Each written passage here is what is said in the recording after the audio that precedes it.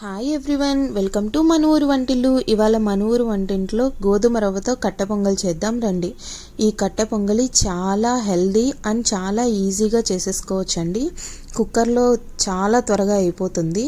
ముందుగా మనం 1 కప్పు గోధుమ రవ్వకి 1 కప్పు పెసరపప్పు తీసుకోవాలి. అలాగే తాలింపు దినుసులు, కొంచెం సన్నగా తరిగిన అల్లం, పచ్చిమిర్చి, కరివేపాకు తీసుకోవాలి. ముందుగా ఒక ప్యాన్ పెట్టి ఆ ప్యాన్ బాగా వేడయ్యాక అందులోకి పెసరపప్పు యాడ్ చేసుకోవాలండి. పెసరపప్పుని ఇట్లా సిమ్లో పెట్టి దోరగా వేయించుకోవాలి. పెసరపప్పు వేగాక ఇందులో గోధుమ రవ్వ కూడా యాడ్ చేయాలండి. ఇవి రెండు కలిపి సన్న సెగ మీద నీట్గా వేయించుకోవాలి. ఇలా మనం సన్న సెగ మీద వేయించుకుంటే కట్టె పొంగల్ చాలా బాగా వస్తుందండి. ఇలా వేగిన తర్వాత దీనిలో కొంచెం నీళ్లు పోసి బాగా కడిగి పక్కన పెట్టుకోవాలి.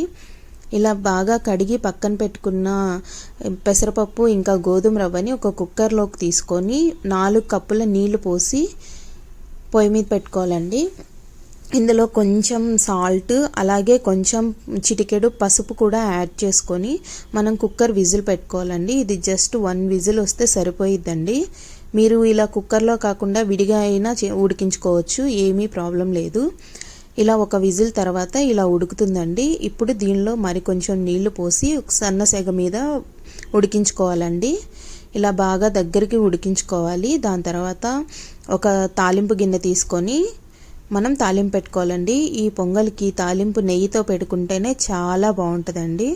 మీరు ఖచ్చితంగా నెయ్యితోనే ట్రై చేయండి. ఇలా కొంచెం నెయ్యి యాడ్ చేసుకొని అది బాగా వేగాక ఇందాక మనం చూపించిన ఆవాలు, జీలకర్ర, మిరియాలు, సన్నగా తరిగిన అల్లం ఇవన్నీ యాడ్ చేసుకొని బాగా వేగనివ్వాలండి. ఇవి కొంచెం వేగిన తర్వాత మనం ఇందులోకి పచ్చిమిరపకాయలు కూడా యాడ్ చేయాలి. పచ్చిమిరపకాయలు కూడా సన్నగా అయినా కట్ చేసుకోవచ్చు, లేదా ఇలా పొడవుగా అయినా కట్ చేసుకోవచ్చు అండి, ఏం ప్రాబ్లం లేదు. దాని తర్వాత కొంచెం జీడిపప్పు యాడ్ చేయాలి. ఇలా జీడిపప్పు వేగాక కొంచెం కరివేపాకు వేసి బాగా వేయించుకోవాలండి. ఇవి వేగుతున్నప్పుడు మీకు మంచి అరోమా వస్తుంది. ఆ అరోమాతోనే మీకు తెలిసిపోద్ది. ఇలా వేగిన తాలింపుని మనం పొంగల్లో కలుపుకొని దించేసుకుంటే అంతే అండి, మీ గోధుమ రవ్వ పొంగలి రెడీ అయిపోద్ది. ఖచ్చితంగా ట్రై చేసి ఎలా ఉందో కామెంట్ చేయండి.